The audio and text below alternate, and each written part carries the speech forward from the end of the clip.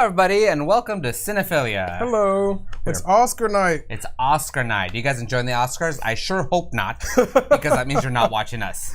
Don't watch the Oscars. We'll let you know what's going on. Well, if they have the Oscars on their TV, that's fine, as long as we're on their computer or mobile device. As long as it's secondary. No, you put us on the TV. And then you put the Oscars on your iPad or your tablet, your computer. You just kind of leave it over. That's a good idea. Put us on first.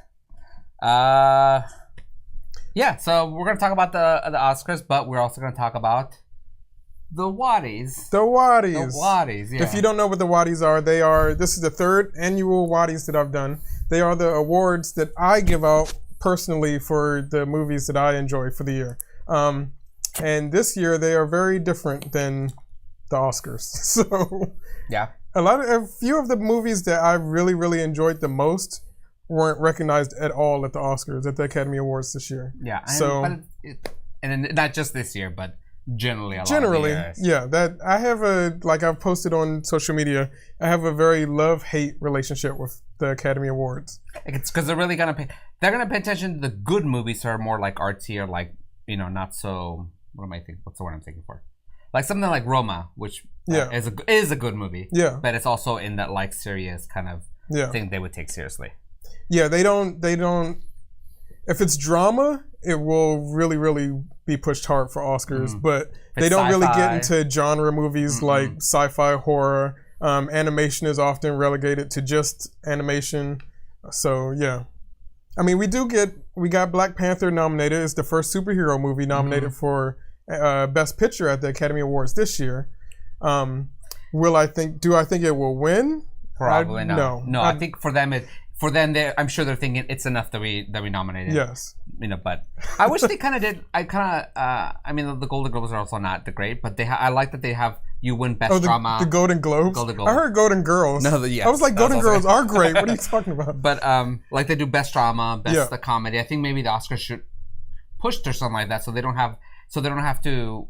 So they can just, how they just do just animation. They should just do it just drama. I like that it's all together. Yeah. Like for me, I like that animation can be considered also just a great movie, or like it doesn't have to be specific to genre. But they don't, and that's what I'm saying. Like because they're not. But even the Golden Globes who do that mix it all up. Like Bohemian Rhapsody just won for Best Picture Golden Globes drama when it should have been in the musical comedy category. They get really weird. So it's.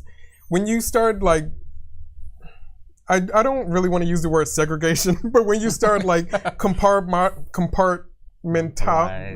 word, you guys know what I'm trying to say. I can't say. When you start doing that, like it gets real fuzzy. It can get real fuzzy real quick. So I like everything just being grouped together. Yeah, I mean, I do too, but they don't do it the right way. No, I agree. Yes, it's like when they started doing the animation thing. No animated movies are ever going to make it to the Best Picture again. Yeah, I think Up and Beauty and the Beast are the only animated movies to be nominated for Best Picture. Yeah, when something like Spider-Man, I think Spider-Man should have been nominated for Best Picture. Yeah, for sure. So this is. Do you want to talk about what Perception Studio is doing before we get into the Oscar stuff? So this is the last week of our push to partner, our Perception to partner push. We were really trying to hit the ground running hard with this, which we already did actually. We did 3 weeks ago. We went really well. This is our last week. So we thank you so much for being a part of this and for actually showing up and supporting us and sharing with everybody. But we still need your help this whole week and maybe past this. It would be great if we continue to view to let people know. To continue to view to let people know what we're doing. Numbers are looking good. We're like within the range right now. So hopefully we'll be able to apply for partnership and that'll give us that'll open up doors for us a little bit towards getting sponsors and growing a little bit. It's the next big step towards growing our channel so we can do this more often and with and better. So thank you so much for those of you who are for everybody for participating, for just being here. Just being here is the thing we need. More than anything. So we thank you all and we really appreciate it. Someone in the chat was just asking what the 29 means. We just popped up to 31. Those are how many viewers are currently people watching right now. Yeah, so we've been keeping track of that because of this whole push to make sure we're getting more and more viewers. And we are very thankful for all the new viewers we've gotten over the past couple of weeks. And also very thankful for all the old viewers we've had already sticking around. So we love all you guys. Sorry, I'm making the chat bigger so we can see it. So that's what that number is. So yeah. So after Cinephilia tonight, we'll have quarter to one. And then back again on Tuesday and Wednesday for our D&D shows at 7:30 p.m. Also, don't forget that March 2nd, this Saturday, we're having our studio day starting about noon. At noon, we're going to be doing a studio day, and we're going to have 3 great games and their creators. So it's going to be a lot of fun. Join us there. And that's when we're going to be giving away our Switch. If you guys haven't checked out the Gleam link that hopefully somebody's going to post in the chat right now, because I don't have it with me. And make sure you guys sign up for that so you guys can win a Switch, Nintendo Switch this Saturday. Also, we're going to be doing a giveaway again today. So somewhere in the middle of the show, end of the show, I don't know, whenever I remember. Most likely the end of the show because I keep forgetting till the very end of the show. We'll be doing another giveaway for you guys. So thank you so much. Oh, look, John VF showed up on the chat. Hey, John VF. Cool, so let's get started. So, since we are not actively watching the Oscars while we do this show, I do have... I wish we could. I wish we could do a live watch of the Oscars. With the Oscars we can playing. plan that next year. Yeah, but we can't actually show the Oscars. With it, I guess not. And the thing also is that the Oscars are a different time from us, so they'll be ending before we finish, I think. Yeah, because they started earlier. But I do have a running. Mitchie says Black Panther. She's been talking about Black Panther since the beginning of the chat. Black Panther. I hope that Black Panther wins a lot. So far, I'm going to list off some of the things that have won Oscars already tonight, and I'll keep track of it throughout the show and list other things. So, Bohemian Rhapsody has won for Best Sound Mixing. Regina King won Best Supporting Actress for If Beale Street Could Talk, which is amazing. I love Regina King. I've been a fan of hers since 227, if you guys have ever watched that show. She was the daughter on that way before she was famous, and she's always been great. Free Solo won for Best Documentary Feature, which I have not seen Free Solo. Hey, Rosa Posos. Thank you so much for the subscription. 13-month anniversary. Yay. Yes. That's awesome. Thank you. Thanks for joining in. Free Solo won Best Documentary Feature, which I'll get back to that. I actually haven't seen Free Solo, so I can't say whether it is deserving or not. But the movie that was my favorite documentary of the year was not even nominated, so we're going to get to that a little later. Okay. Best Foreign Language Film. Can we just get us something? Hey, thank you. Lenny's hosting us. Cool. Nice. Best Foreign Language Film is Roma. So Alfonso Cuarón has already that means it's not going to win Best Picture. Probably not. Alfonso Cuarón also won for Best Cinematography. Thank you, De Herstrom, for another subscription for this month. 10 months in a row. That's awesome. That is awesome. 10 months is awesome.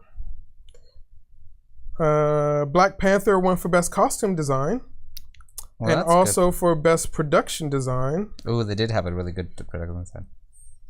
And so right now they're kind of sweeping the Oscars. So far, and Bohemian Rhapsody won for Best Sound Editing as well. So far, Black Panther and Bohemian Rhapsody are tied for 2. And Vice won for Best Makeup. I think that's it so far. I will check back in with that later to see what other movies have been winning. But I'm going to go through, I think a few episodes ago, I went through a bit of my top 10 list of 2018. Mm-hmm. But I want to revisit that because now I can get into which of those movies won what in my Wotties. We could announce things that way. Yeah, go for it. Actually, there are a couple movies that I'm giving Wotties to that were not in my top 10 list. So the first Wottie I'm going to announce is Best in Comedy actually gave to... Hey, thank you, Rusty Rabarkon, for the host. Woo! Best in Comedy I'm giving to Game Night. Did you see Game Night? I did see Game Night. Game Night was funny. Game Night was surprisingly good and really entertaining. Yes. What I expected was like a regular comedy. The thing. Okay, I have an issue to pick with comedies currently. Okay. A lot of the comedies currently are funny, but they never feel like movies. There's a lot of I think that this is what's happening currently in comedy. There's a lot of just like loosely put together improv. Yes. Loosely edited improv, and they just sort of let the actors, which is great sometimes, but sometimes it's not. Yes. Sometimes it turns into it's Ghostbusters. Very hit or miss. And the new Ghostbusters, and that's why it wasn't good. But and they don't use a lot of like, it's literally they're just pointing a camera at an actor and letting them talk. Yes. Which can be great, but they're not doing anything interesting with film or like with editing or with the story. But Game Night does all of that. Oh, did all of that. Game Night had great cinematography, had a great score, and it was funny. Like what was actually happening. It was funny. Yeah. There was that one of my favorite things that stands out to me is that whole, especially as far as for cinematography in Game Night, was that whole chase in the mansion to get the Fabergé egg or whatever it was. Yeah. There was like one long shot of just like going in and out of these different parts of the mansion, following these different characters all trying to like catch the egg, and it's like rolling around and it falls off a ledge, and then you see that someone caught it underneath, and it's just, I mean, it's really, the way it's put together is funny. It's very good, and very smart. So who directed this? I don't remember offhand. Let's look it up. But Game Night was one of the movies that I was dragged to see. It's not a movie that I probably would have gone to see on my own, but I really enjoyed it. I was happy that Ryan dragged me to see it. Yeah, I just watched it recently. Well, I think I might have rented it, or it was on HBO. Yeah, and I was very pleasantly surprised with it. It's directed by John Francis Daly and Jonathan Goldstein. Okay. So I don't know their work very well, but maybe I'll look into it because they seem to know what they're doing. And that was your award for who? For Best in Comedy. Best in Comedy. Yeah, Best in Comedy. JBC guy wants to know what's wrong with the TV behind us. We're not gonna tell you. There's an issue, but we can't tell you. What is that? I wonder. Okay. Okay, let's move on to another movie that was not. Well, this could be considered more of a music video, but because it's like a string of music videos put together, and it's still shorter than like an hour. Yeah. I'm giving it Best in Short, so it's my favorite short film of the year. Well, and the music videos are strung together with a story, so it's not just like music videos. Oh, hold on a second. But it's John Francis DeLay was on Freaks and Geeks, Bones, and screenwriter for Spider-Man: Homecoming. Oh, okay. Wait, was he an actor on Freaks and Geeks, or just like as production or writer or whatever? Co-screener. That's cool. Makes sense because it seemed like a very nicely put together movie. Yeah, even though it was like good. It was a very light Game Night. It was a very lighthearted, like nothing special movie. It did really well for what it had. I don't know if I would say lighthearted though. It was very dark. Well, dark. But yeah, I know what you mean. It's a popcorn movie. It's just like a silly popcorn movie. Yes, it is a popcorn movie. But it was very well put together. Yeah. Someone said that I need to. Twin Tam Tam said that I need to give money for a new TV. So yes, if you'd like to donate to Perception Studio, we'll make sure that happens. And I have no idea what's happening in Sean VM in the chat. She's been asking me to text her, which I can't because I'm doing a show. And two, also my phone is in one of these bags that's sitting on the floor, and I literally just tried to look for it, and I could not find it because I was gonna text you. Yeah, you handle that later. So my Best in Short, which is Dirty Computer, which is a short film that Janelle Monáe put together for her music videos to coincide with her album release. And it's have you seen it? No, I don't know what that is. It was available to watch on YouTube for free. Janelle Monáe was like Prince's prodigy, and she's doing all this great stuff. Mm-hmm. She's one of the women in Hidden Figures, and was also in Moonlight. So she's been doing great as an actress, also great as a musician, and Dirty Computer is like a combination of both. And then it's also like it's a Afro-futuristic lesbian love story because it's Tessa Thompson is her girlfriend. I didn't see it. I didn't see the whole thing. I saw chunks of it. Yeah. Tessa Thompson is her partner in real life, and they're in this movie together as well, and they're love interests in the movie. So it's the way it's put together is really, really nice. It's got some really cool like sci-fi ideas, and then within that are these music video clips that are really cool on their own as well. So yeah, that's my what I would pick as my favorite short film for 2018. It's good. I might need to watch the whole thing. Yeah. I saw parts of it without knowing what it was, and I was thoroughly confused because I didn't know what was happening. Yeah. And I think knowing that like ahead of time what you're watching, but I saw it and I was like, because there's a shot where she comes out of a spaceship or something, or like there was something about she was walking down with a big, I don't know, it was some weird shot. And I was like, what is happening here? There's a lot of different things happening because there's that overarching story that connects all the music videos, but then each music video has its own style and theme and stuff going on too. So if you see it out of context, you're totally you're going to be a little confusing. But it's worth watching. I will double check and see if it's still available on YouTube because it was released that way originally. And if it is, I'll put the link in the Discord so you guys can see it.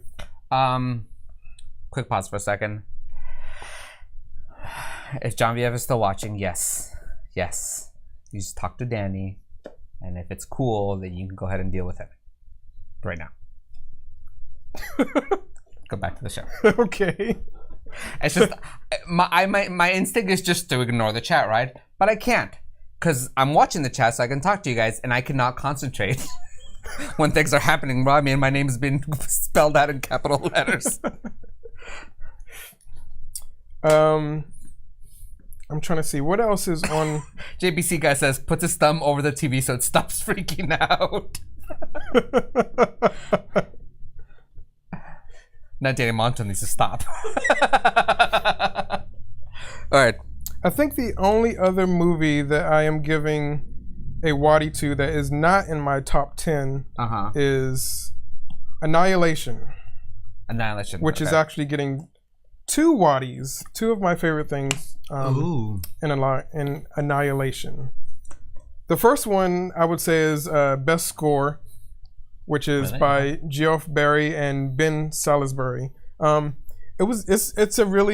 It's a different score because it's very atmospheric, but also it's just got a really cool mood to it, and it's dark and creepy at the same time. I like it. I enjoy scores that I think enhance the movie, but also can be listened to on their own. Yes, those are the best. Yeah, and I thought this was one like that. But it's not like, as far as listening on its own, it's not like a typical like we got this rhythm, and so it's like an atmosphere. If you just want like background noise or background music, it's more along the lines of that. Okay. Yeah. And the other award that I would give to Annihilation is Best Effects. Oh yeah, I saw some of that. That looked really pretty. There's one specific scene I'm not going to give away the movie if you guys haven't seen it. It's worth seeing if you have not seen it. I thought it was a very underrated movie. It kind of like only lasted in my theater for like a week, and I was kind of. It did definitely come on. It came and went very quickly. So I think a lot of people missed it, and so it got underrated because a lot of people just didn't get to experience it. So if you have not seen it, I would suggest seeing it. Also, marketing for it was weird, and it sort of kind of made it like a horror movie, but it wasn't clear on what it was about. And I think people just didn't understand from the marketing what the movie was kind of wanted to be. It's definitely more sci-fi than horror, although my favorite scene in the movie, and one of the scenes that sold me on its effects, is a really scary scene where a few of the characters are stuck in this room. They can't really go anywhere. I won't say why, but this beast enters the room, and it's like there are things happening the girls in this movie go into what is considered what is called the Shimmer, which is like this secluded area that is, I guess, toxic, I would say. I guess that's a way to say it, without giving too much of the story away. And things that are happening inside this area are people and plants and everything that's inside this thing are beginning to be cross-pollinated. And so this scene has the women sitting in this one room trapped, and a beast comes in, and the beast has been cross-pollinated with some other stuff, and it just enhances the scene, and it's really, really creepy the way it's pulled off. And the special effects in it are great. And also the sound effects in it are great. Yeah. So yeah, check out Annihilation if you have not seen it. Yeah, and that should be out on DVD or stuff. Or yeah, it is. It is. Actually, because it was only in the theater for like a week, I didn't see it in the theater. I actually saw it on DVD. So, okay. So it is available to watch, to rent, or whatever. And Mitchie just donated $5 to get my attention. Great. Oh, sweet. I got it. Oh, Mr. Chris Villain is now hosting with 1 viewer. Yay. Nice. Thank you, Chris. Hey, Chris Villain. Thank you for joining us on our stream. About time. I love that people... I watch your streams when you stream. I was waiting to see when you were going to watch one of my streams. I'm honored that is this the first time he's hosted? I'm honored that this show is the first one you've hosted. So thank you very much. I love that people are donating just to annoy get my you. attention. That's awesome. You guys have no idea how short my attention span is.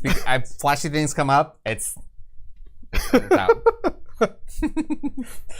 Okay, so now we should be able to get into my top 10. What are you laughing at? Daddy's flashing his lights at me. I mean, nobody's here. Nobody's here.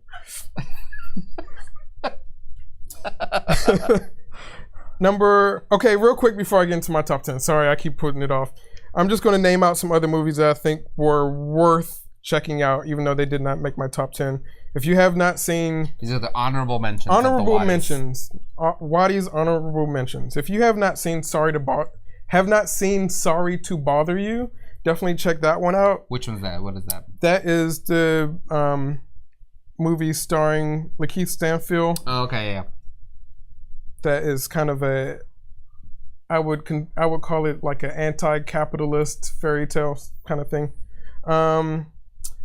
Also check out Love, Simon, which was surprising to me. I'm not really into like teeny bopper movies, but this was a teeny bopper gay movie, and it was really cute the way it was. Everything in that movie was handled.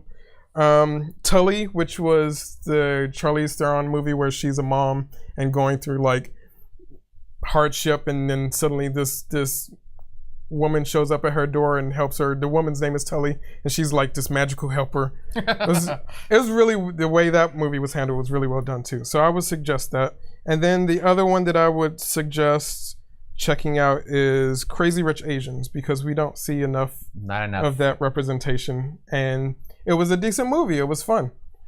Mitchie is, I guess there's stuff talking about me being aggressive and passive aggressive or something. And then Mitchie says, oh, we're going to have so much fun at TwitchCon. You passive aggressive?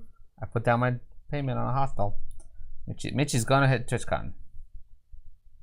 Oh, yeah, just so you guys know, we're our current goal is set up is so we can pay to go to TwitchCon. So this TwitchCon is happening this fall. So we're gonna be down there, and if you guys are coming, that would be wonderful. We're gonna hang out. We're gonna be there all 4 days, 3 days, whatever it is. I wonder if Mitchie watched our episode on torture movies, because she just.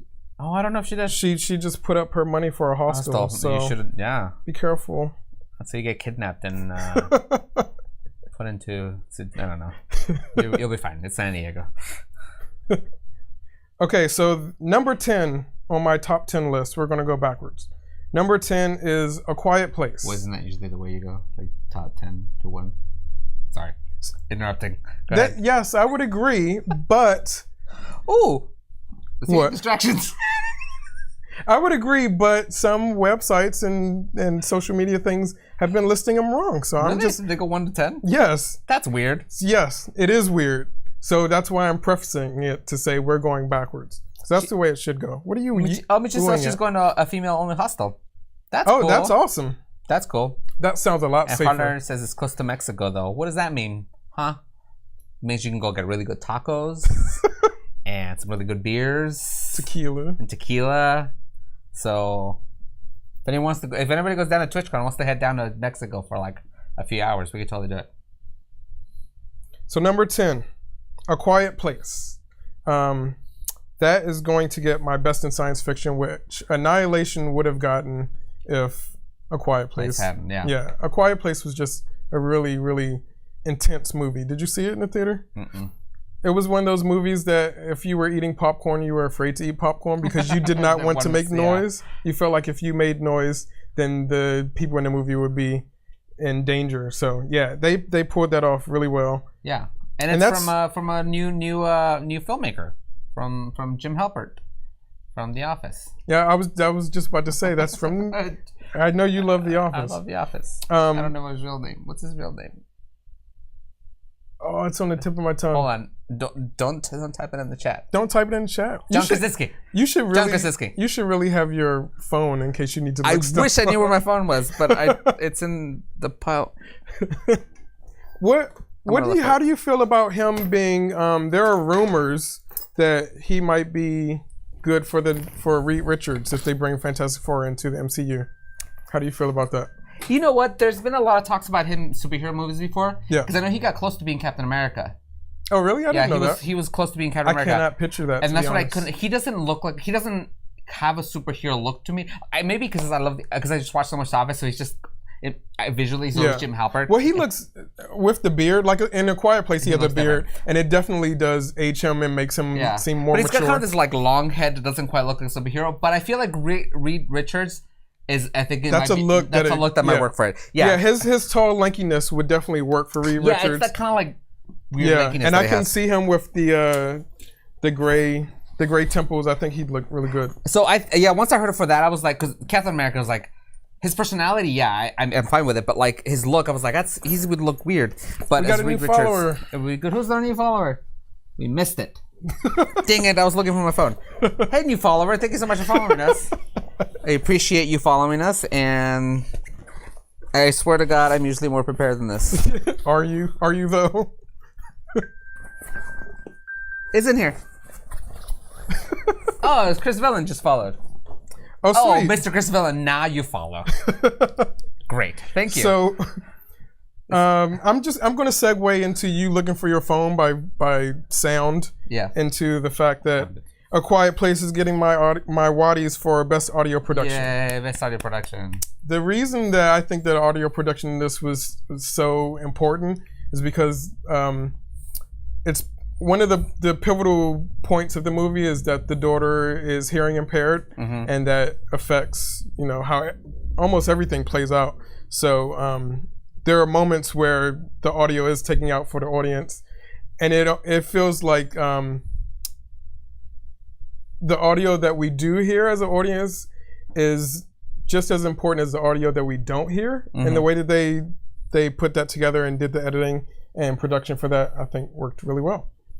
And along with that, my favorite casting, I think the best casting for 2018 was casting Millicent Simmons as the daughter, because she actually is hearing impaired in real life. Yeah. So that gets my Wotties for best casting. Yeah. And I feel like her being hearing impaired added a lot to the movie, because she taught them like slang, how to like sign really quickly, and how it would actually be in a natural like. Because sometimes movies don't go long enough, even if they're not hiring a deaf actor or an actor who speaks a certain language. Yes. Sometimes they don't go far enough, and sometimes you get like, if somebody who knows sign language watches a movie and is like, that's not quite right. Yeah. Or I've seen plenty of shows where they bring the Spanish speaking person. I mean, like they'll be like, oh, we found this Mexican guy like doesn't speak English, and then you hear him speak Spanish, and you're like, he barely speaks Spanish. So I like when they go, they fully commit to a detail like that, because it matters to whatever subculture that can understand that. Yes. It makes a big change. There's so many times where you fall out of, if you know any of that stuff, you fall out of the movie because they didn't pay attention to that small detail. Exactly. JPC guy says, Apple Watch, the super expensive tool to find your phone. It is the best thing to find my phone. I love. Is that what you use it the most for? I use it a lot to find my phone. Okay.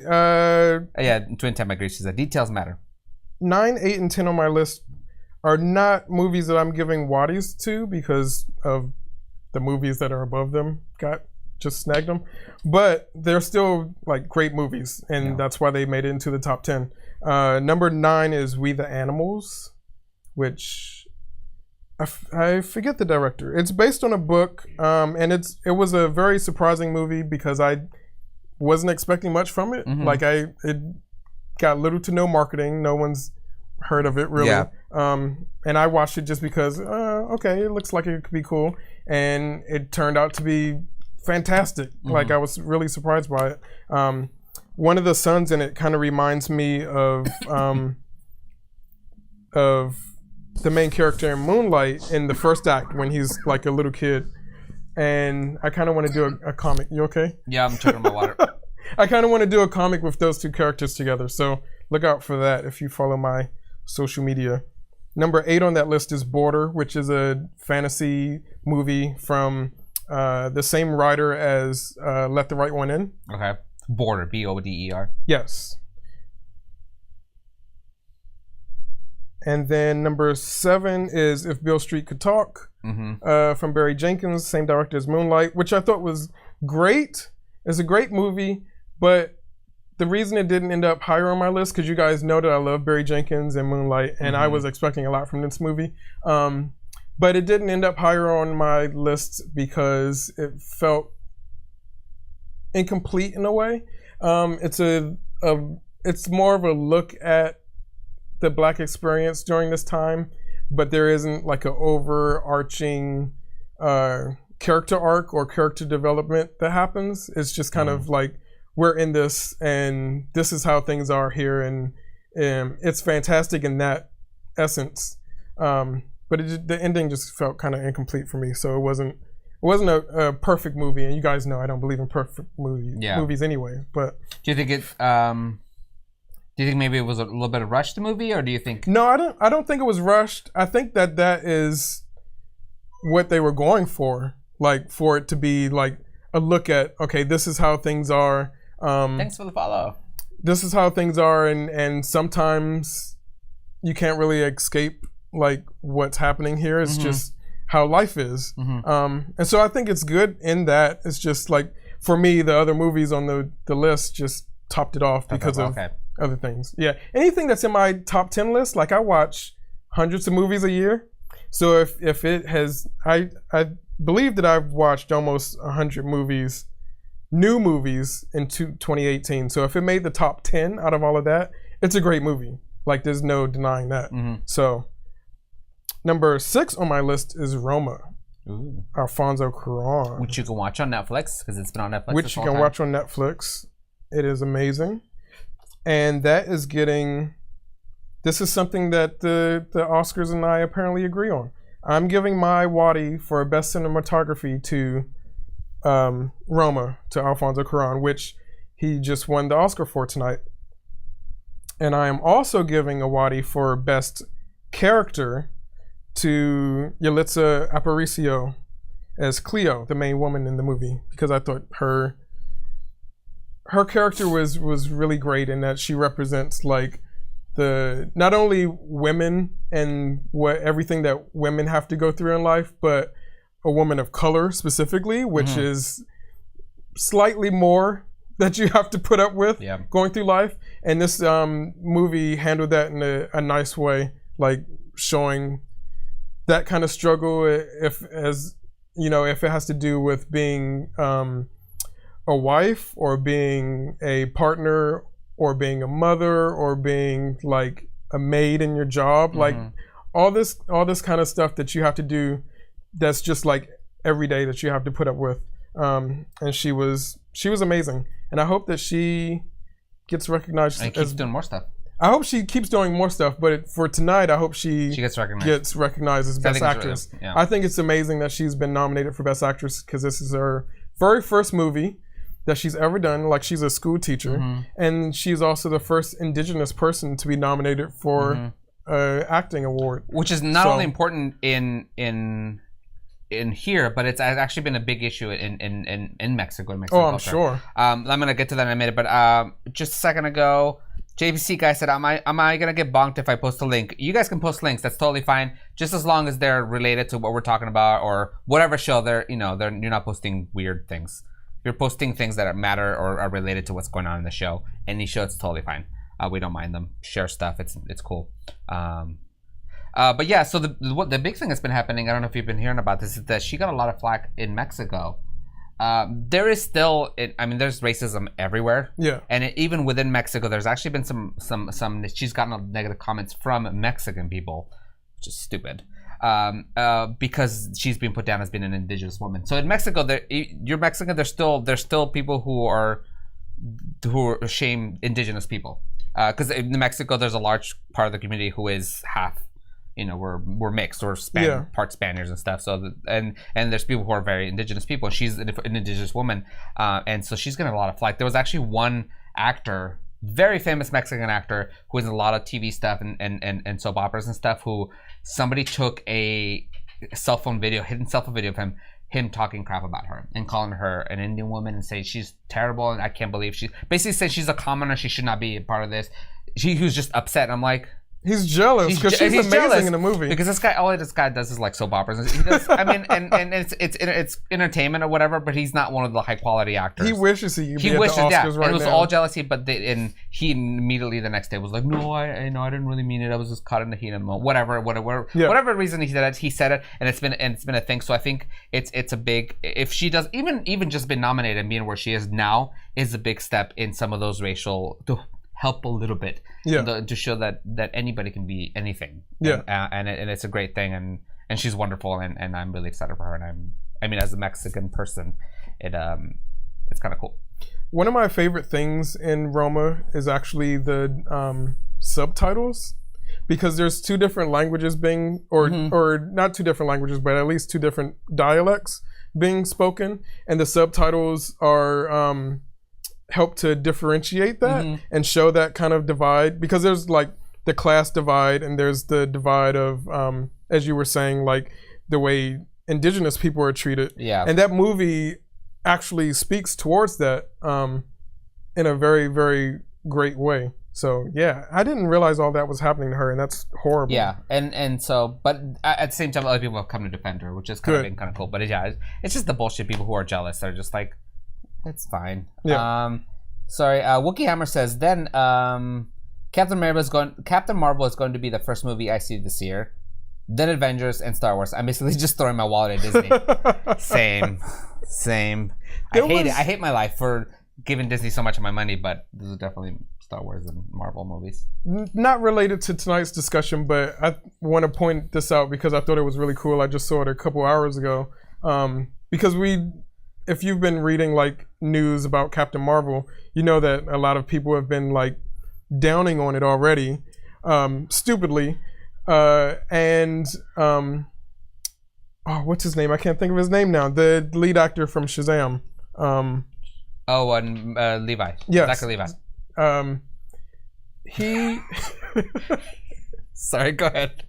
He just posted a video, like kind of shaming the people who have been down on Captain Marvel, and I think it's great that Shazam is doing this, and saying that like there doesn't need to be. There's always been this long history of like DC versus Marvel, and it doesn't need to be. You can like both, and so I'd love that he put this video saying, "Go see Captain Marvel and Shazam." Like, there's no reason why you can't enjoy both of these movies. You can say you like Marvel more than you like DC, but you don't have to pick a side. Right. I like Star Trek and I love Star Wars, so it's fine. Yeah.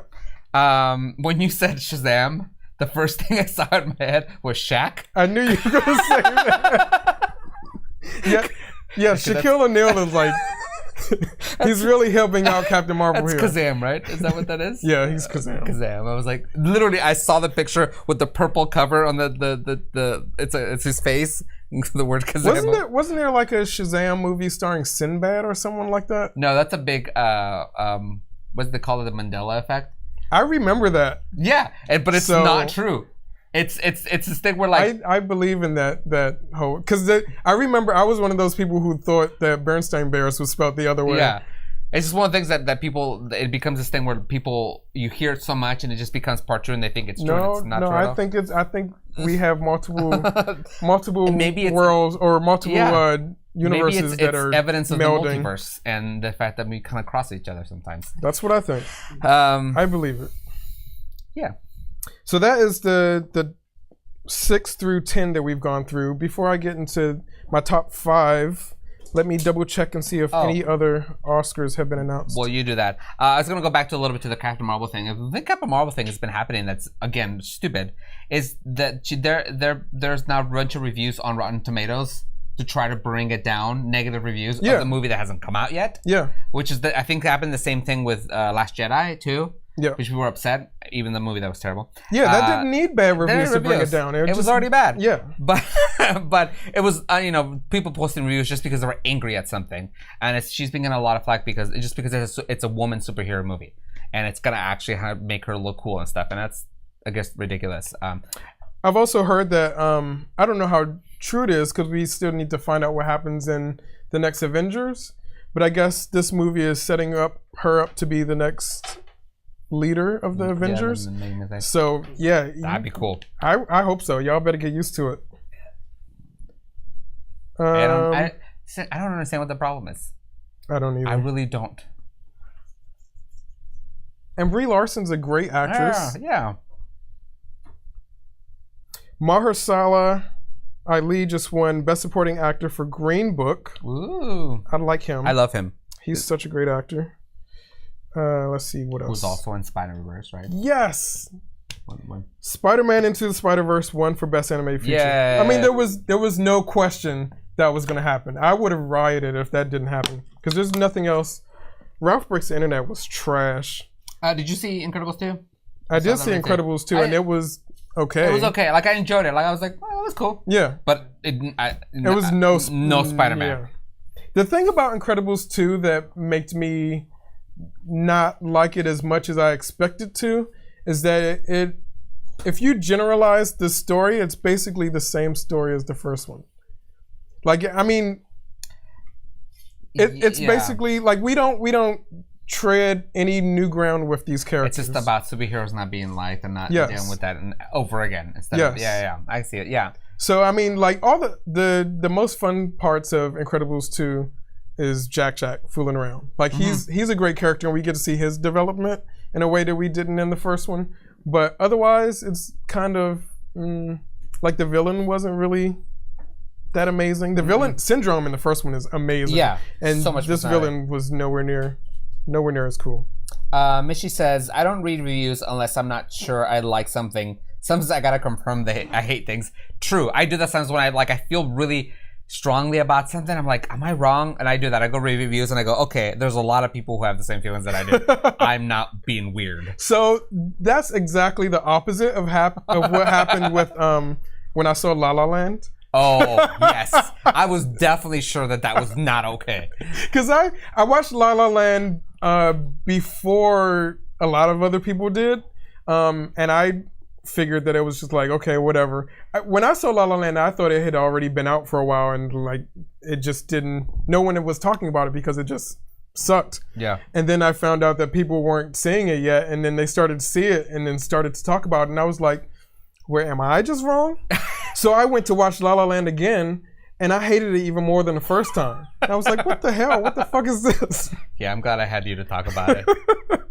Because there's a lot of our friends who love La La Land. And we talk about La La Land a lot. Yeah. But it comes up a lot. It comes up a lot, but yeah. Green Book also just won the Oscar for Best Original Screenplay. First Man has won for Best Visual Effects. That means it beat out Ready Player One and Avengers. Really? Mm-hmm. What was the First Man? Landing on the moon? Like, Maybe they CG'd I didn't watch it. Maybe they CG'd some emotion on Ryan Gosling's face. I was not excited. I didn't watch the movie. I sort of avoided it because I love the story of the moon landing. But it just the marketing for it was like explosions. I was like, how is this? It wasn't that exciting. It was a very slow, methodical like thing that happened. There was like 10 minutes of fire and explosions when they went up, and that was it. The rest of it was pretty boring. And so I don't understand what they made us want to think there's going to be this amazing ride. I'm actually not sure if I'm pronouncing the name of this movie right. Is it Bao? It's the short film that Pixar did this year with the cute little dumpling that just won Best Animated Short Film. It is a cute film if you guys haven't seen it. Bohemian Rhapsody has won for Best Film Editing. It seems like Bohemian Rhapsody is sweeping tonight, which... Skin has won for Best Live Action Short Film. I have not seen that. And Best Short Documentary Period, End of Sentence. I have not seen that. I think that's everything so far. Good.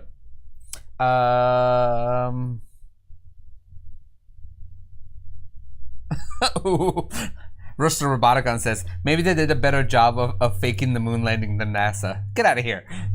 Oh, Reed H. Cooper just said Spike Lee just won for best screenplay for Black Klansman. Oh, okay. So that's cool.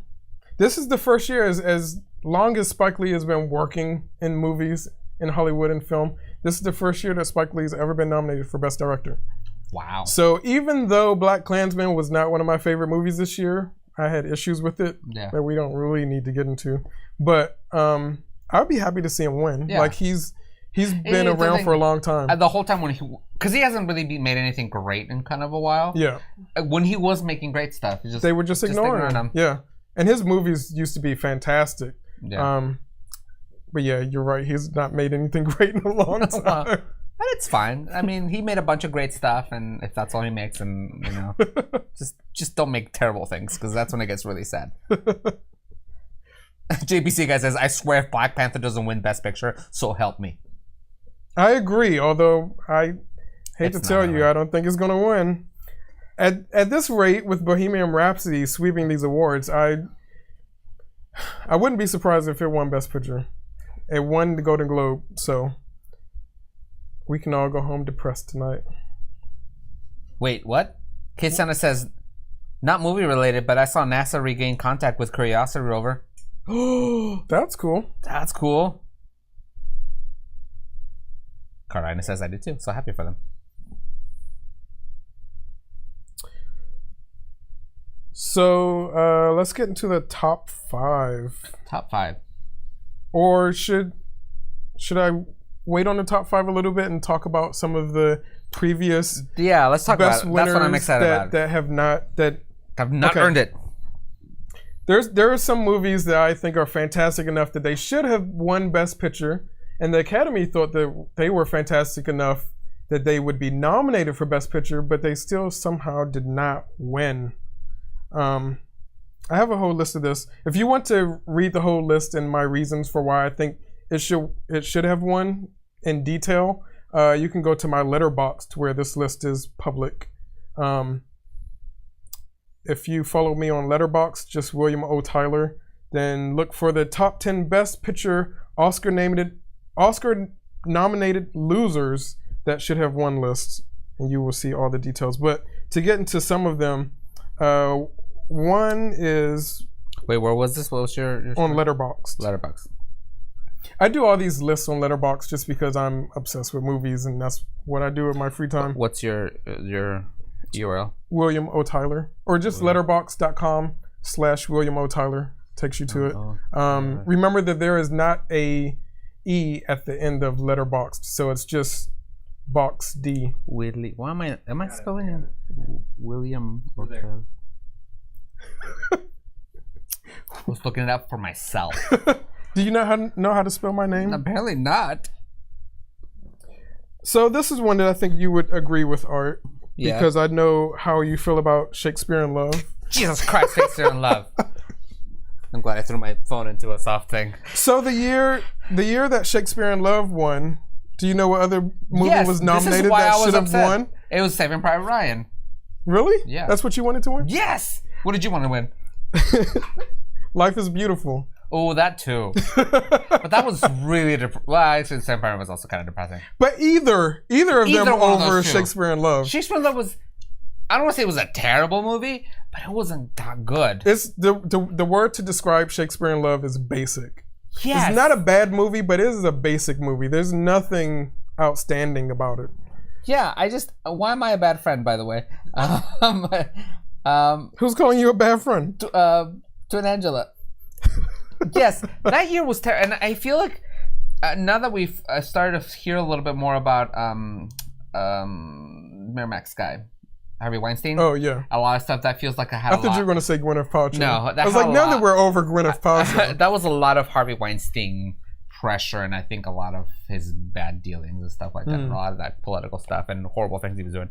But yeah, that was a terrible year for Shakespeare in Love, and nobody's ever talked about it since, right? Shakespeare in Love won that year, and nobody ever watches it again. Doesn't get brought up at anything. I don't understand why that movie won. I watched the movie. And I tried. I was like, okay, I'm kind of watching. It's not a bad movie. And I was just like, Like but yeah, it's just bad. And then with Life is Beautiful or Saving Private Ryan, I was upset because there was no way that Saving Private Ryan should have not won, or Life is Beautiful. If Saving Private Ryan would have won, I would have been more okay with that. Those were two movies. That is a much better movie than those are two movies that are gonna hold up and still hold up now. That they still have some importance to them. They both, dealing with some hard subjects and some, some of those. And it was just so weird that won. Maybe that's why Shakespeare in Love won, is because they were just too hard for people to accept. Yeah, because Shakespeare in Love is much more of a sappy, happy movie. I just don't even know why I made it to Best Picture, because Harvey Weinstein.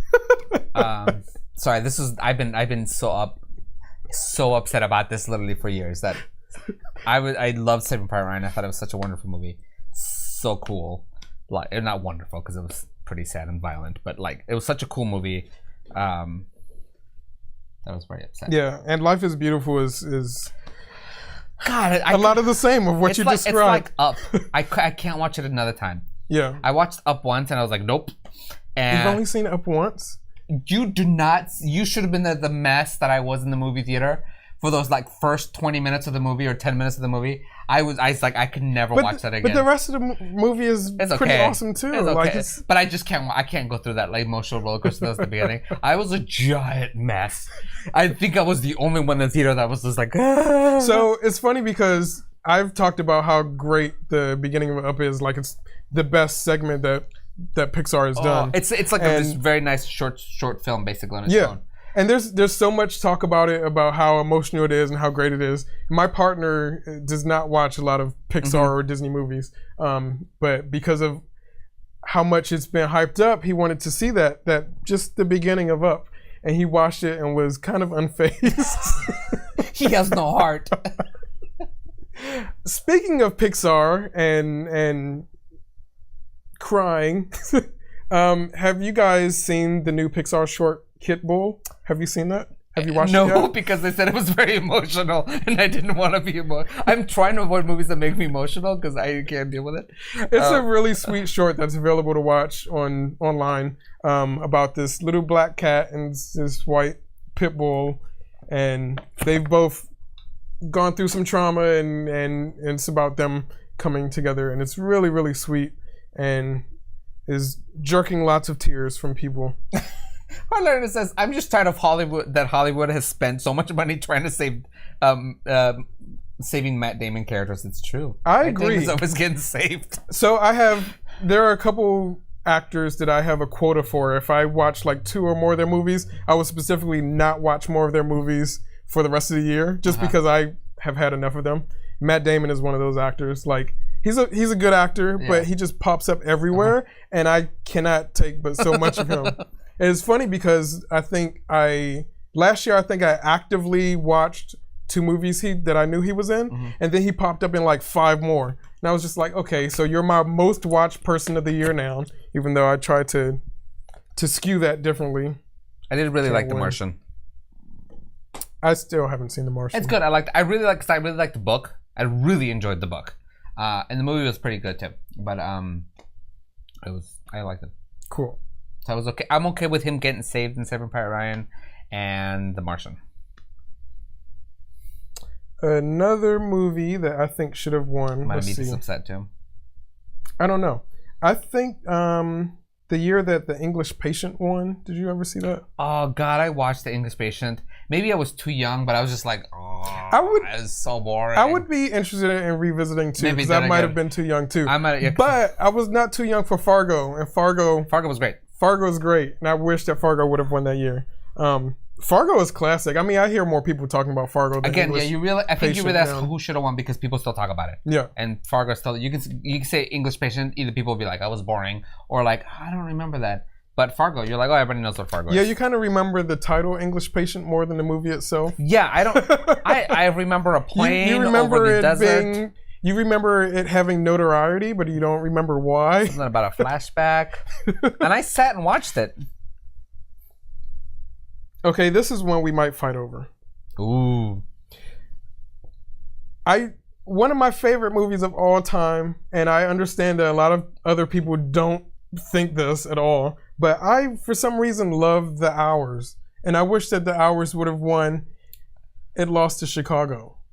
Chicago is an amazing movie. Yeah. I personally love The Hours, just slightly more. I'm gonna say I watched The Hours at work. I watched it at Green. It was a Green Moon movie. That's not the setting. So I don't think I watched it the right way. And so, but I do remember thinking it was a good movie. I was like, yeah. But I can't understand why Chicago won. Chicago is pretty amazing, especially like looking back and realizing that Catherine Zeta-Jones was pregnant while she filmed that movie. Because she's fierce. She's fierce in that movie. So this is one that I completely understand why What Won got the award. But I still I have The Hours in my heart. I just wish that there was an award for that Nicole Kidman prosthetic nose. This one, just a couple years ago, Spotlight won for Best Picture. What didn't win the effort? Mad Max Fury Road. Oh. Which is, and I say this a lot, I don't believe in the perfect movie, but Mad Max Fury Road is almost, it's about as close as you get to a perfect movie. And I think Spotlight was a good movie in like drama like script and stuff like that. And they had a great ensemble cast. They all worked together. But from a filmmaking perspective, yes, Mad Max was a much better movie. Yes. Because there was so much film. Spotlight you could put up as a play, I feel. Yeah. It's the story and the script that matter, but Mad Max can only exist in film. Yeah. And I think they did such a cool job at like doing what they did. If anyone wants to do a Mad Max Fury Road stage play though, I think that would be it probably would be a mess, but I would be front row to see it. And I don't go see stage plays very often. That one I would go see. Well, Wiki Hammer says Black Panther just won a second award. Let's check up on the awards. Hey, Glasswolf. How's it going? Thank you for joining us. We're talking about Oscars and movies. We're going to go check what's going on right now and see what's won since we last checked. What's new? Black Panther has won for Best Original Score, Music Score. Okay. Which was a great score. I listened to that score a lot this year, or last year, 2018. So, deserving. Is that all that's new? We already said Mad Max would end up like Spider-Man on Broadway. Yeah, exactly. It would. But I would. It would be a hot mess, but it would be so worth it. I wish I'd gone to see Spider-Man on Broadway. Like, I would have loved to seen the spectacle that was. I'm sad it did. It was supposed to come to Vegas. They said when they canceled, it was supposed to come to Vegas, and it made sense in Vegas. It's like that might be an interesting place for it to be. I thought Broadway was a little too weird for it, but Vegas might have been cool, and then it never happened. JPC. What is happening? What? Perception Studio says, you like snuff musicals art? I don't know what I said. JPC Guy 89X, if we've seen Hamilton. Yes. I have not seen Hamilton, and I know that's blasphemous, but like I said, I'm a film queen. I'm not a theater queen. I will be in a movie theater like 24 hours a day, and for some reason, stage just does not call me. When I do see stage musicals, I like them, but they just don't call to me like to come see them all the time. But keep Hamilton in mind for when we get back to my top 5 of the year, because it's related. Okay. Yeah, and movie related news. I don't know if this is not news, but if you guys don't know, I think Hamilton is the original cast is coming to movie theaters at some point soon. So what's been happening, they filmed the stage show with the original cast, and then they said, we're going to hold on to that. And I think this past year or this year, I don't know if it's still up for bidding, but there's this whole thing. It's basically they're like, tell us how much you're going to pay for it, movie studio who wants it. But whoever does get it, I don't think they've locked on a single person, because Netflix was trying to buy it, and a couple of the movie studios are trying to buy it. But they can't do anything for 3 years. So to 2022 or 2023 is when they can actually show it. So the intention is to, in the next 3 or so years, for it to be watchable for people. After sort of the huge hype has sort of kind of subsided a little bit, they are going to let the original cast recording of it be viewed by people. Hopefully that'd be cool. Theater. That'd be really cool. I mean, even if it's not like wide release in the movie theater, they have like they do Phantom of Mance or something. Yeah, but I feel like that one's gonna get a wide release. It should. Yeah, if you guys don't know about Phantom of Mance, if you've ever done those, they do a lot of really cool stuff where they do live theater or live shows, things that maybe you might be able to catch and you can just watch them in a movie theater, which is kind of really cool. Or even like you can see things like if the show is like if you're in one location, like one state, and the show is playing somewhere far out, like no way you could get to it. Just go to a Fathom event. You can see it there. Yeah. Let's get back to the my top 10. Let's get into my top 5 to make sure we get through them before our time is up. Oh look, Candace is watching. Candace? Hi, Candace. Let's see. It's that David Diggs on wide release. Yes, David Diggs is why we want to remember Hamilton for my top 5 because he is in my top 5 and he's amazing. JPC guy wants to know, Will, did you like Moana? I did like Moana. Moana got my Wottie for best musical of the year that it came out. And I want to point out that Moana not only got the Wottie for best musical, but it beat La La Land. Because of course. Wookie Hammer says, I got to watch Iron Giant in the theater because of Fathom events. Yes. See, Iron Giant's a movie you should always watch in the big theater. I think the last animated movie that I got to watch because of Fathom events was the Batman animated movie that they did with Adam West when they were bringing Adam West back. That was really fun. I think the last Fathom event was when they did the 4K remaster of Close Encounters of the Third Kind. Oh, I thought about going to that. I bet that was awesome in 4K. I bet that was amazing. Oh, and I went to see E.T. too. Of course you did. Why would you ever miss that? Ryan and I went to see Home Alone. Oh yeah? In the theater. Like I needed to do that again. Go see a movie with Ryan or go see Home Alone? No, go see Home Alone. Okay. I see movies with Ryan all the time. It's fun. We just saw Isn't It Romantic, which is that Rebel Wilson movie, and it was whatever. Yeah, he said it was terrible. So and then he met her at work the next day. Oh yeah, that's right. Yeah, and she apparently was not very nice to him. Oh, I didn't hear that. I need to get the whole story. Later, I didn't hear that. Maybe she's having a bad day. I don't know. It's possible. Bad days are very, very possible, especially in this day and age. I have them all the time. There's no fun at Disneyland. Nope, none whatsoever. Disneyland, the happiest place on earth. Save your money. It's crowded. Okay. Or go in like February.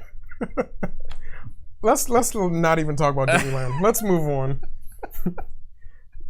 Top 5 movies. My top 5 movies of the year. Time for some more Wotties. Number 5 is, I know a lot of you will probably want this to be higher up on the list, but it's still a great movie. Spider-Man Into the Spider-Verse is my number 5 movie of the year. Yeah, I'm disappointed. Would you say that's your number 1? No, I will put it a little higher than 5, like top 3 maybe. Okay. But you do you. But it's fine. But it does get a lot of Wotties. It's got 4 Wotties. You just Academy Spider-Man. You're like, oh, it's not gonna be out there, but I'm gonna give it some awards so it feels better. Well, it's no.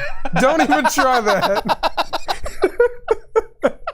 Don't try to guilt me into that by comparing me to the Oscars. I'm just saying that's kind of what they do. They're like, we're not gonna give it the best award, but we're gonna make it feel better by giving a bunch of the little awards. The only reason that the other movies get the best awards in those categories is because they were the best in that category. Okay. Spider-Man Into the Spider-Verse is best in animation, obviously. Well, yeah. And it's also best in action. Yeah. So there you go. It's also best visual production. Very good. See? So it's it is deserving of all these things. Mm-hmm. And then the last award that it gets. So I do silly awards sometimes just because, you know, you have to have fun with these things. And one of my favorite things, I think I've mentioned briefly on the show before, maybe a long time ago. One of my favorite things is the way hair is animated. I just have something about that. I just love the way talks about it. I love the way hair moves and the animating of that in cartoon movies or animated movies can sometimes be really spectacular. So I give an award for best animated hair every year, and the award for best animated hair this year goes to Dr. Olivia in Spider-Man because her hair is kind of amazing. You would think that like when people hear that I love animated hair, they always say, "Oh, so you loved Rapunzel, right?" Mm-hmm. I'm like, the best animated hair in Rapunzel is Mother Gothel. It's not Rapunzel's hair is whatever. It's just like a big tube. But Mother Gothel's hair is like little paint strokes that move around, and it's really kind of incredible if you look at it in detail. And that's kind of the same feel that I get from Dr. Olivia in this movie. And Dr. Olivia in general, I'm not going to say the rest of her name because I don't want to give it away if you haven't seen it, because it was a surprise to me. It was. But Dr. Olivia in general in that movie is amazing. I loved her as a character, and her hair added to it. So she had a lot of hair. She had a lot of hair, even when it was pulled back because she had to fight. Back to your what is it? The visual design. Oh, sorry. Yes, visual production. So they did a lot. They created a bunch of new tools to create some of the visual style that they did in Spider-Man. Yeah. Because they had to. They basically they took a lot of film things that happen in film and reinvented them to make it more like comic book. Like, yes, there's no bokeh, there's no things out of focus in the background. Instead, they do the thing where like you get the chromatic aberration where like the colors split, and a bunch of things like that they did. They actually released a lot of some of the tools that they created as open source software for other companies and other creators to use. Yeah, which is kind of really cool. So some of the tools they did. I mean, it doesn't mean you're just gonna be able to make the exact same thing, but it's the technical tools that helped them, that they created to make the visual style of this movie. So it's not available for people to kind of play around with. And a lot of those behind the scenes making of videos are popping up for that movie now, and they're all over YouTube, and they're all incredible to watch. That's one of the things that made this movie incredible. I mean, aside from Miles Morales, because seeing a Spider-Man like him on screen is incredible in itself, and the fact that he got the focus and Gwen Stacy got some focus, and these characters that are usually pushed to the background because we want to see Peter Parker. Yeah, they finally get some focus because we don't need another Peter Parker origin story. We know that story by heart. And he was still there, and he was still there, and they used him as a supporting cast member who helped lift the other characters up. Yes, which is cool. So that in itself is what really makes this movie incredible. But technically, this movie has pushed forward animation and superhero genre movies in an incredible way. A lot of like animation, a lot of which you just mentioned, that whole thing. But we've never seen like a superhero comic book movie this way. This is the best interpretation of how it feels to read a comic book that we've ever seen on screen. And they specifically set out to do that. Put a comic book on screen, but and not just by saying, well, here's some comic book pages up on screen, by translating the things about a comic book to what the in film, the translation into film, which they did so successfully. This is what Ang Lee's Hulk wanted to be. Because they tried, but it did not happen. Nope. But yeah, Spider-Man pulls it off in the best way that we've ever seen yet. Lee TWR says, "See, for me, I like the Spider-Verse movie. It's awesome, but I'm not a fan of the Spider-Verse concept, the idea of that there's like different Spider-Verses."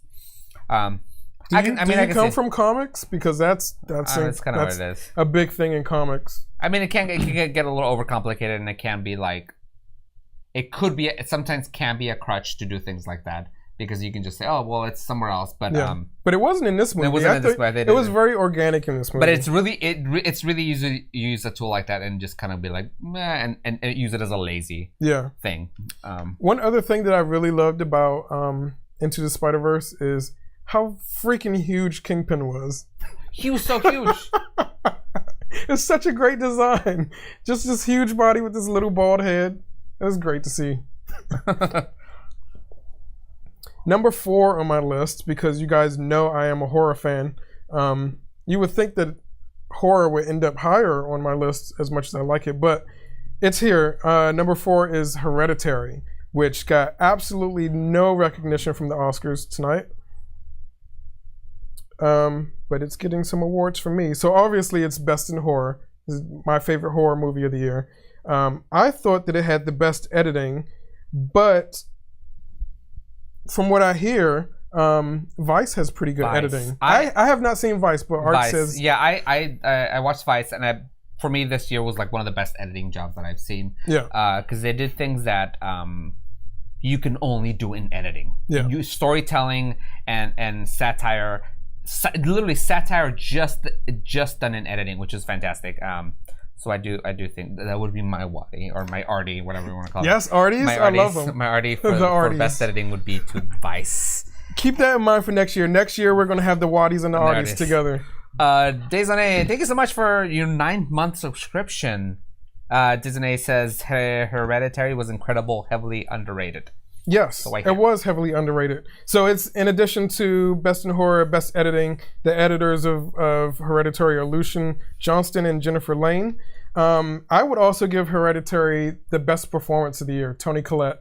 She's absolutely incredible in this, and she has to go through quite a range of emotions. Like there's scared Toni Collette, there's scary Toni Collette, there's like dramatic. So the reason that I think that this movie has great editing is because there are like 3 acts and they all feel very different from each other, but they still flow together. Yeah. The second act is more of a family drama than a horror movie. Mm-hmm. So it seems like it could be weird to just stick it into this horror movie. Mm-hmm. But it flows pretty perfectly or close to perfectly, and Toni Collette just acts her ass off throughout the entire movie. Yay, hold on a second. Scabby Rooster is rating us with a party of 29. Woo! Woo! Thank you, Scabby Rooster. Thank you so much. 25 people. Hello, 29 people. Hello. We are. This is Cinephilia, our Sunday night movie talk show. We're discussing the Oscars and movies, and actually, Will does a thing every year called the Wotties, which he gives out his own awards.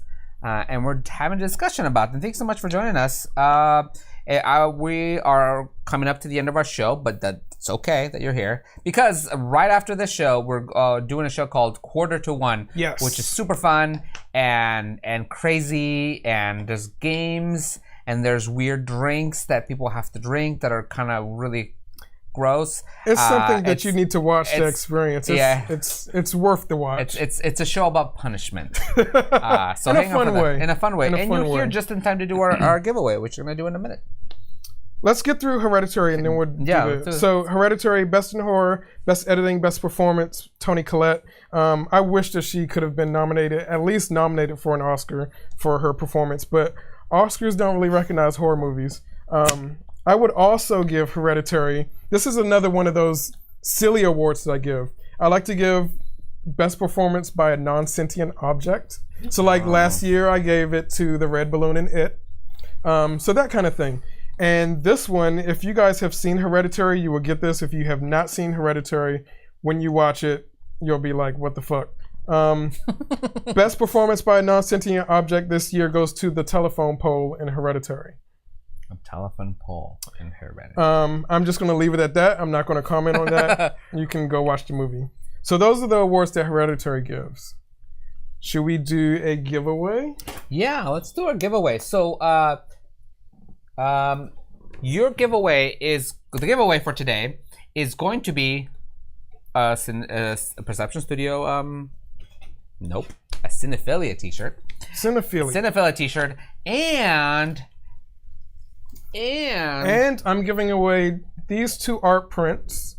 Art of mine that is inspired by different movies. This one is Dwayne Jones as Ben in Night of the Living Dead. And this one is of Toshiro Mifune, my favorite actor of all time, in Seven Samurai. So you would get both of these art prints as well as the shirt. The shirt, the Cinephilia t-shirt. We're gonna do a keyword. So all you need to do is get active in the chat, typing in the word Wotties. Wotties.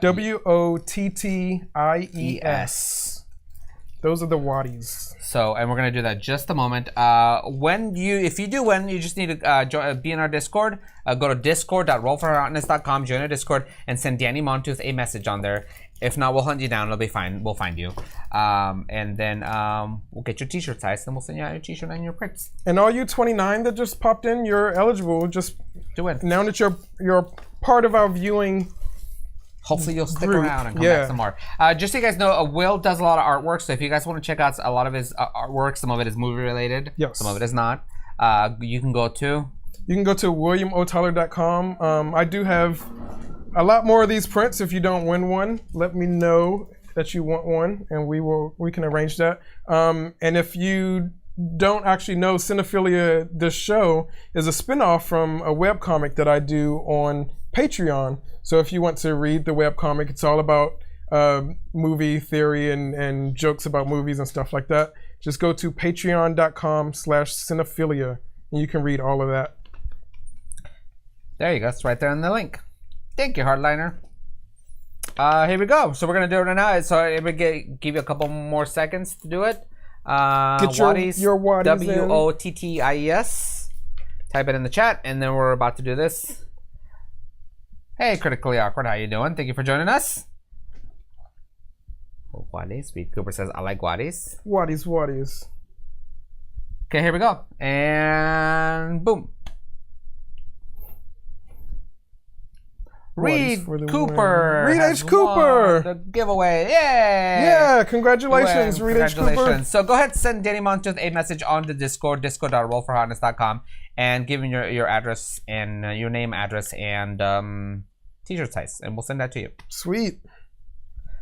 Congratulations. Yay. There's going to be another giveaway during the next show at 8 p.m. So if you didn't win now, you can win again. And if you don't win now, you can win again on Tuesday night when we do our D&D show, Solomon's Legacy. We do have some D&D related giveaways there. And if you don't win then, you can still win stuff on Wednesday on our other D&D show with our felted friends, Chunk Cucumber and Amber.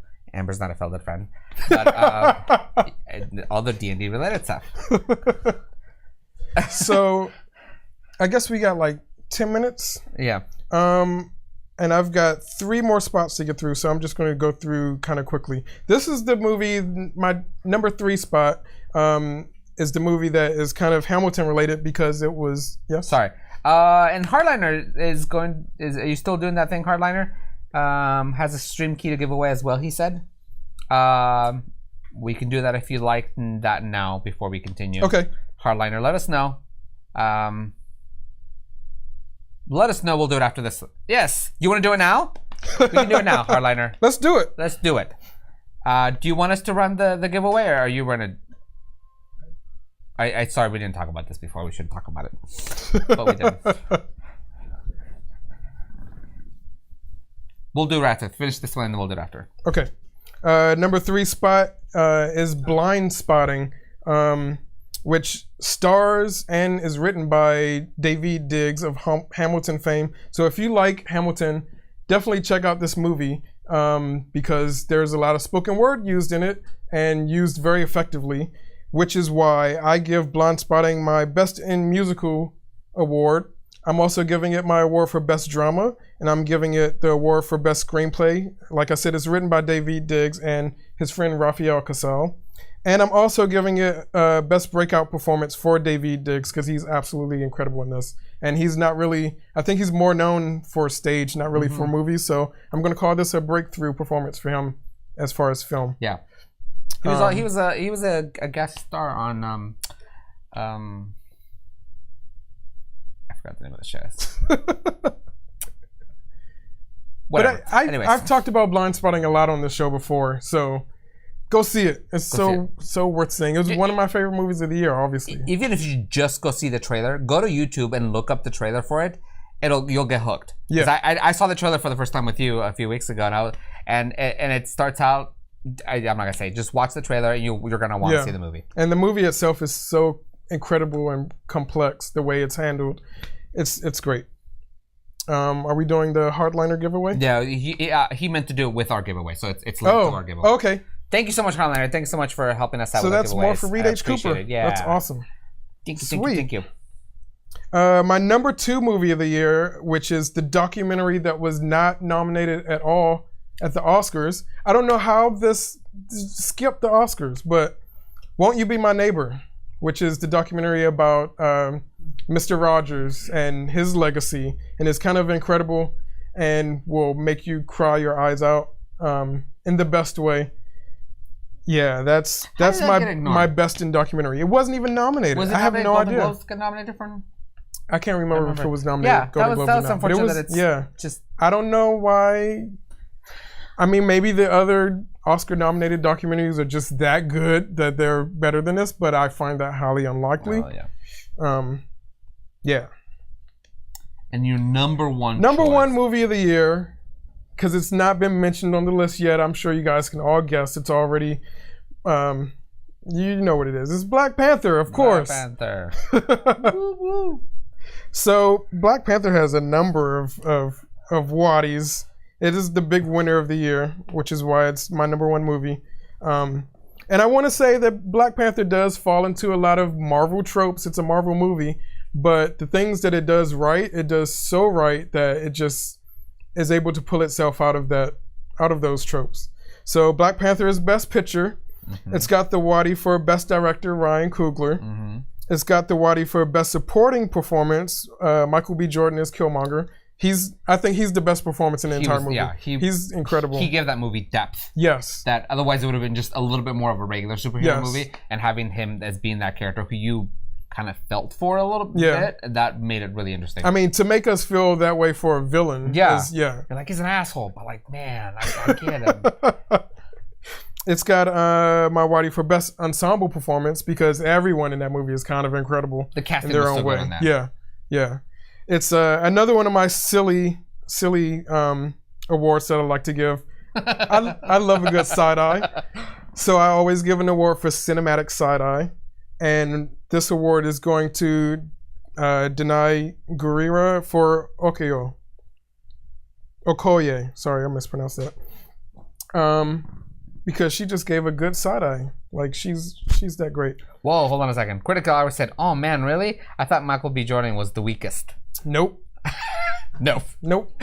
Apparently you're wrong. I mean, everyone has their own opinion and how they perceive movies. So he could have been the weakest to you, but he was incredible to me. Like I really got into his performance, and he made me feel things that I had not felt in a Marvel movie up to this point. So, like, he brought the drama.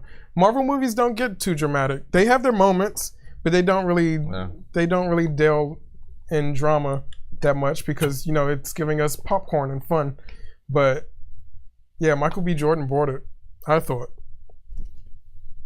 And my last award, my last Wottie for 2018, my highlight of the year. I always pick something in the industry that has been like a great thing. Last year, my highlight of the year was #MeToo because that was a great movement in progressing us into a better place. This year, my highlight of the year is Black Panther related, and it is the Black community's turnout for the opening of Black Panther. Like, if you saw any of those videos on YouTube, just the excitement and happiness that Black people were feeling to go see this movie, like. And of course, the Wotties are all from my perspective and my opinion. So that was a major thing for me and for the community that I'm a part of. So that was the highlight of the year for me. Awesome. We've gotten through the Wotties and my top 10. Let's double check to see what last awards Oscars we're gonna yes. In the last few minutes, and then we can get ready for our next show. So if you guys are new to us, make sure you guys hang on. The stream will cut off and then we'll be back hopefully in like 10-15 minutes, so hang out or come back in like 10-15 minutes. It's gonna be if you guys can, welcome to stay in the chat and keep chatting because a lot of the same people are gonna watch the show, so it'll be just a quick turnaround, so it shouldn't be that much time. And join our Discord. Make sure you go to click the link in the chat or go to discord.rollforhotness.com and join that. We'll be back again tomorrow. Nope, not tomorrow. Tuesday at 7:30 with Solemn's Legacy, 7:30 Pacific California time, and then Wednesday again for Perception Check again at 7:30. And don't forget that this Saturday, March 2nd, we are doing our studio day. We're going to have like a full day of shows. We have 3 games that we're going to play with our creators, starting at noon. And it's gonna be a lot of fun. It's very hangouty, very lighthearted, very what do we call it? Like unstructured. It's just we sit down, we play games, we have fun. It's really fun to watch. We'll fellow friends will make appearances, and we'll be doing some giveaways there too. So last little Oscar things. Rami Malek has won for Best Actor for Bohemian Rhapsody. Okay. Lady Gaga won Best Original Song for A Star Is Born. Lady Gaga and Mark Ronson. I like Mark Ronson a lot. Why are you laughing? And I think that's it. They still have not done Best Picture or Best Actress or Best Director. Cool. That's going to happen while the other show's on. Yes. Okay. Well, we'll see you guys next week for Cinephilia. We'll be back again next week. We'll be back next week. Next Sunday. So we'll see you guys then. Thank you so much for joining us. We really appreciate all your help. We appreciate you being here for us. We're at 83 people currently right now. Yes. So awesome. Thank you so much for getting us there. It's going to help a lot towards getting our partnership. And hang out. Just hang out in the chat for a few minutes. The show is coming right back. It's going to be great. It's going to be a lot of fun. And we'll Cinephilia you later. See you guys later. Thank you so much. Bye. Where's the button? Outro.